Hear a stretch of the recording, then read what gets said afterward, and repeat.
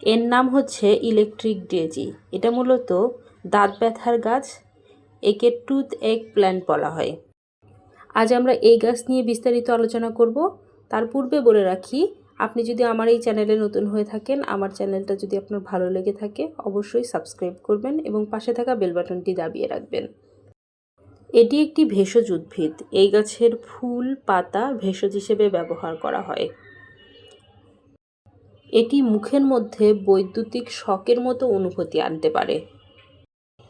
এটি মূলত দাঁতের ব্যথা, মুখের ঘা, মাড়ির সমস্যা, পেটের সমস্যা ও রোগ প্রতিরোধ ক্ষমতা বৃদ্ধিতে অনেক আগ থেকেই ব্যবহার হয়ে আসছে। এর পাতা এবং ফুল চিবালে মুখের দাঁত, মুখের মধ্যেকার পুরো অবস্থাটা বৈদ্যুতিক শকের মতো হয় এবং মুখটা অসাড় হয়ে যায়, যার ফলে মুখের মধ্যে থাকা বিভিন্ন ক্ষতিকর জিনিস যেগুলোকে মেরে ফেলে, মুখের ঘা ভালো হতে সাহায্য করে, মাড়িকে সুস্থ করে এবং বিভিন্ন রকম যে দাঁতের সমস্যাগুলো সেগুলোকে ভালো করতে সাহায্য করে। এটি ব্যথানাশক ও প্রদাহ বিরোধী। এই উদ্ভিদে থাকা উপাদানগুলো প্রাকৃতিক ব্যথানাশক হিসেবে কাজ করে, যা বাতের ব্যথা ও পিঠের ব্যথায় চিকিৎসায় ব্যবহার করা হয়। ফোলা কমাতে ব্যবহার করা হয় এই উদ্ভিদটি। ইলেকট্রিক ডেজি লালা নিঃসরণ বৃদ্ধি করে, যা পরিপাক প্রক্রিয়াকে সহজ করে এবং ক্ষুধা বৃদ্ধি করে।